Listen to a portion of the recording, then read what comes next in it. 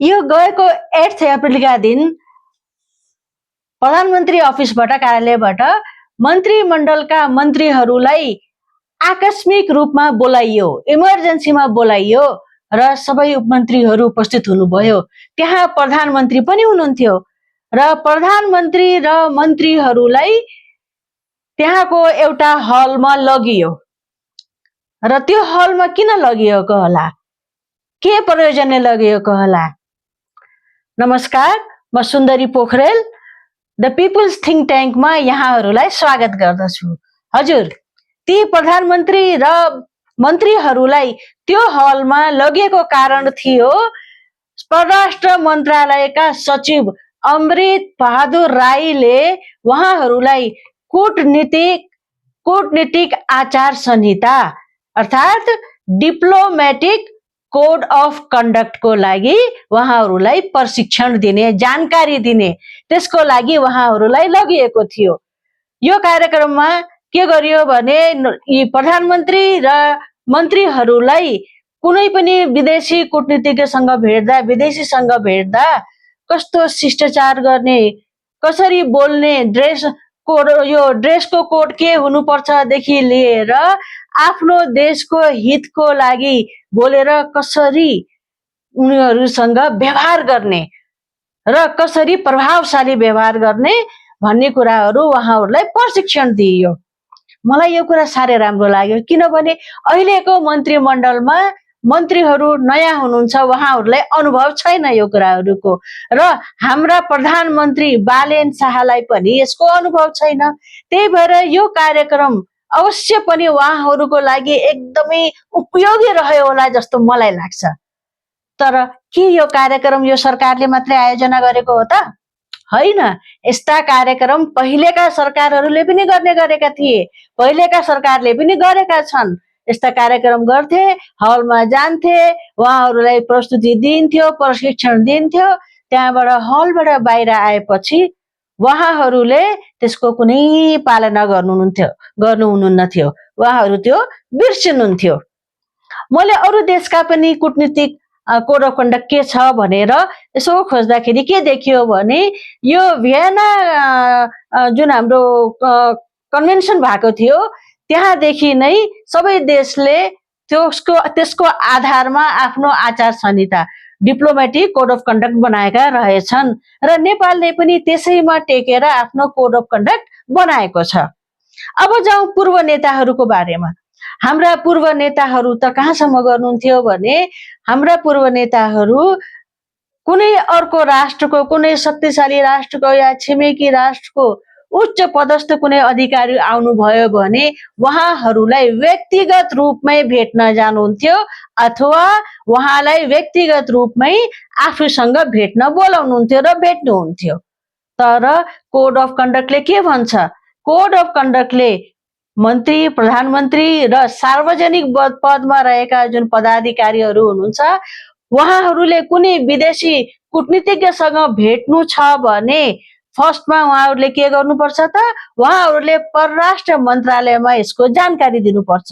परराष्ट्र मन्त्रालयमा यसको जानकारी दिएपछि परराष्ट्र मन्त्रालयबाट एउटा प्रतिनिधि पठाइन्छ र त्यो प्रतिनिधिको उपस्थितिमा उहाँहरूले भेट गर्नुपर्ने हुन्छ।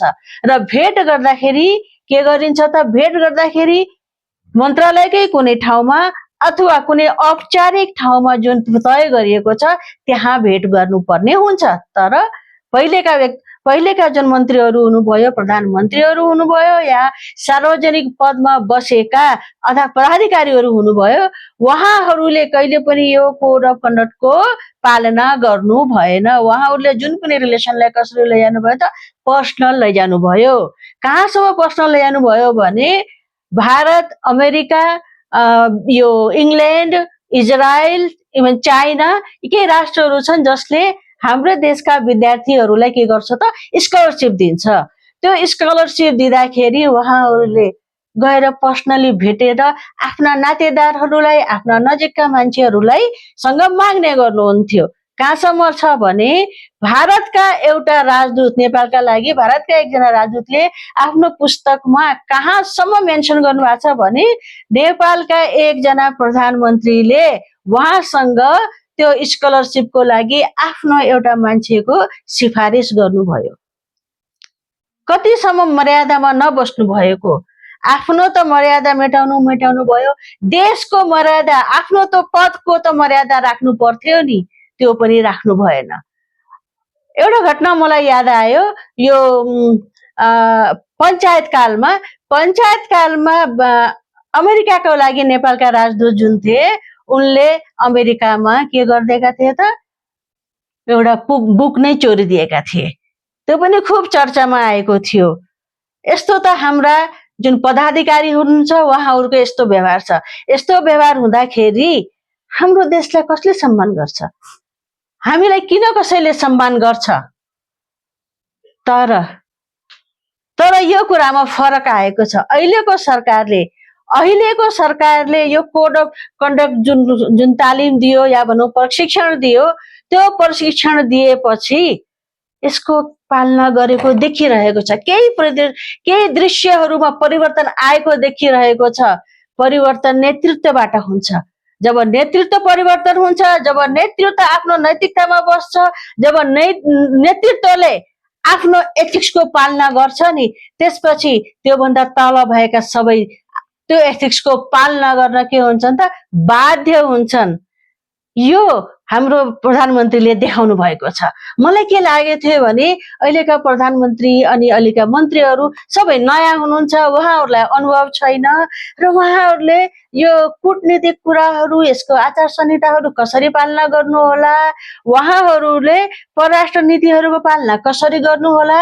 परराष्ट्र नीति र कूटनीतिक आचार संहिता भनेको फरक कुरा नै हो, तर कूटनीतिक आचार संहिता भनेको त मिनिमम पालना गर्नुपर्ने कुरा हो नि।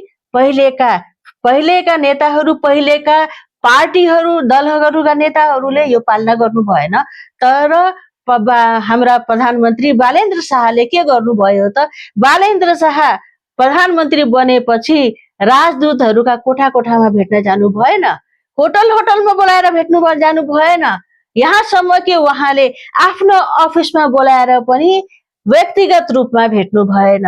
17 जना हाम्रो देशमा जुन अहिले राजदूतहरू हुनुहुन्छ विभिन्न देशका, विभिन्न राष्ट्रका, उहाँले सँगै बोलाएर एउटा परिचयात्मक कार्यक्रम गर्नुभयो, बैठक गर्नुभयो।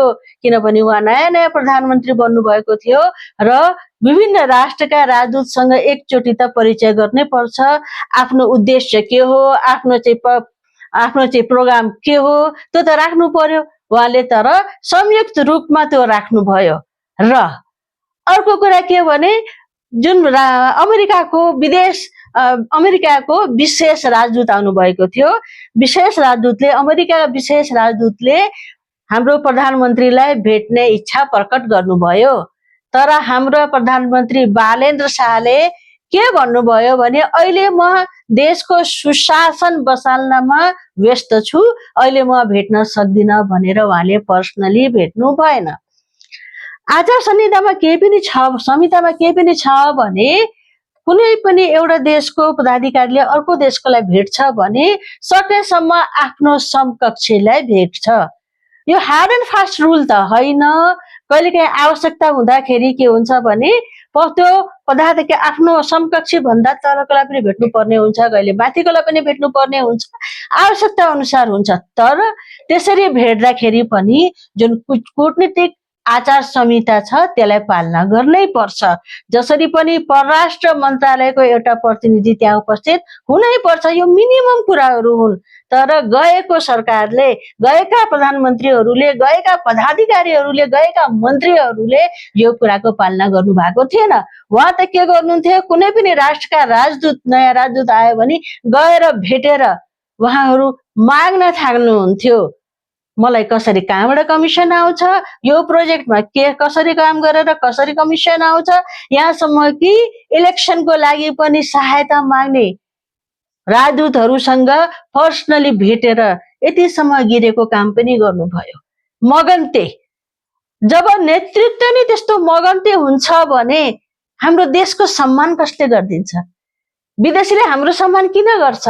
विदेशीले हाम्रो राष्ट्रको सम्मान किन गर्छ? विदेशीले हाम्रो नागरिकको सम्मान किन गर्छ? विदेशीले हाम्रो हरियो पासपोर्टको सम्मान किन गर्छ? जब नेतृत्वले नै आफ्नो जिम्मेदारी बुझ्दैन, आफ्नो मर्यादा बुझ्दैन भने देशका नागरिकले पनि शिर निहुराउनु पर्ने कारण बन्न जान्छ। तर अहिलेको जुन सरकार बनेको छ, यो सरकारले आचार संहिताको यति राम्ररी पालना गरेको छ कि विदेशीहरूको सामुन्ने पनि हामी गर्वका साथ बोल्न सक्ने स्थिति बनाइदै गरेको यो देशले मैले देखिरहेको छु र यसमा मलाई साह्रै नै गर्व लागेछ, साह्रै नै खुसी लागेछ र तपाईहरुलाई पनि पक्कै पनि खुसी लागेको छ होला। र मैले यो सरकारको कूटनीतिक आचार संहिताको बारेमा केही कुराहरू बोले, तपाईहरुलाई कस्तो लाग्यो र तपाईहरु यो बारेमा के सोच्नुहुन्छ? कृपया कमेन्टमा लेखिदिनु होला। धन्यवाद।